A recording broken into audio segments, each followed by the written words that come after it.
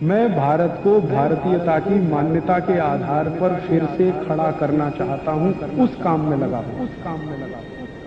एक तीसरा उदाहरण देता हूं। जहां लोगों को ठंड बहुत है और रहना पड़ता है, वहां के लोगों की हड्डियां और शरीर थोड़ा कड़क होता है, उसमें लचीलापन कम होता है, फ्लेक्सिबिलिटी नहीं होती। आप थोड़े दिन एक प्रयोग करके देख लो। आप बैठो, उसके चारों तरफ बर्फ की सिल्लियां रख लो, एक इधर एक इधर एक इधर, और बीच में बैठ जाओ, तो पीठ ऐसी अकड़ जाएगी कि उठना भी मुश्किल हो जाएगा। घुटने इतने अकड़ जाएंगे कि उठ के खड़ा होना मुश्किल हो जाएगा, और गलती से आप खड़े हो गए तो बैठना तो बिल्कुल मुश्किल हो जाएगा।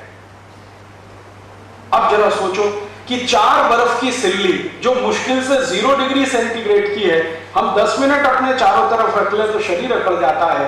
यूरोप के लोगों को 9-9 महीने बर्फ के चारों तरफ ही रहना पड़ता है, बिताना पड़ता है, तो शरीर के सारे जॉइंट्स उनके स्टिफ होते हैं, कड़क होते हैं, उनमें फ्लेक्सिबिलिटी नहीं होती। तो वो बेचारे क्या करें? तो ज्यादा उठ बैठ नहीं सकते, तो हर चीज वो ऐसी बनाते हैं जिसमें ज्यादा उठ बैठ नहीं करनी पड़े। जैसे उन्होंने कुर्सी बनाई बैठने के लिए, तो कुर्सी में क्या है, आधा ही बैठना पड़ता है, पूरा नहीं बैठना पड़ता, नहीं तो आलती पालती मार के बैठने को बोल दो तो उनकी जान निकल जाती है। और उन्होंने बैठने के लिए जैसी कुर्सी बनाई है वैसी खाना खाने के लिए बनाई है, वैसी ही टॉयलेट में बनाई है कमोड सीट, क्योंकि वो ज्यादा फ्लेक्सिबल घुटनों वाले नहीं है। अब हमने बिना सोचे समझे उनकी नकल करके अपने घर में भी डाइनिंग टेबल ले आए, हाँ, और हम भी उसी कुर्सी मेज पे बैठ के खाते हैं। वो तो बेचारे मजबूर हैं इसलिए कि घुटने उनके हिलते डुलते नहीं है, इसलिए वो तो या तो खड़े खड़े खाते हैं, स्टैंडिंग पोजीशन में खाना खाते हैं। तो उन्होंने बुफे सिस्टम लाया अपने देश में, क्योंकि झुक ही नहीं सकते, स्टिफ इतना हो गया है, कमर भी कड़क है, घुटने भी कड़क हैं, झुके कैसे बैठे कैसे, तो खड़े खड़े खाना खा लेते हैं या लेट जाते हैं। बैठना उनके जीवन में बहुत ही कम होता है, घुटने मोड़कर तो बिल्कुल असंभव जैसा होता है। और जो हम बैठ जाते हैं ना सुखासन में आलती पालती मार के, उसकी तो वो सालों साल एक्सरसाइज करें तब भी नहीं बैठ पाते। तो उन्होंने अपनी मजबूरी के चलते अपना टॉयलेट रूम बनाया जिसमें कमोड सीट लगाया, अपनी मजबूरी के चलते डाइनिंग टेबल बनाया जिसमें आधा ही बैठना पड़े, अपनी मजबूरी के चलते उन्होंने बुफे सिस्टम लाया क्योंकि खड़े होकर ही खा लें। अब हमने बिना सोचे समझे उनकी नकल कर लिया, और जिनके घुटने भी अच्छे हैं, कमर भी ठीक है, फ्लेक्सिबिलिटी है, उन्होंने अपने अपने घर के बाथरूम में कमोड लगा दिया। अब मैं पूछता हूं, भाई ये अंग्रेजी स्टाइल का कमोड आपने क्यों लगाया? कुछ सोचा है, समझा है इसके बारे में?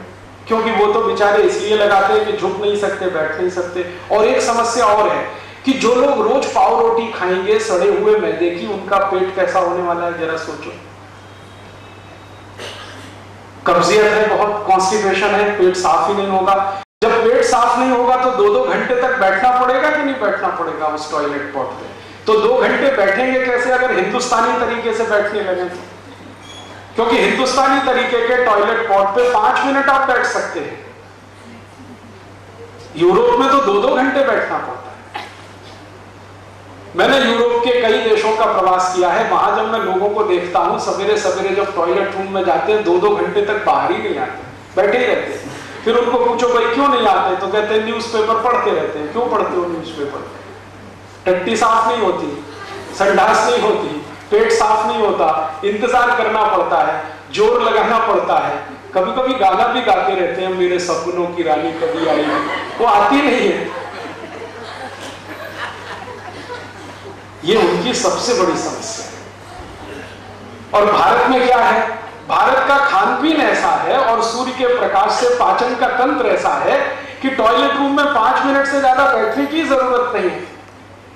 बहुत दिन बाद मुझे यह समझ में आया कि यूरोप के सभी बाथरूम और टॉयलेट रूम में लाइब्रेरी क्यों बनाते हैं।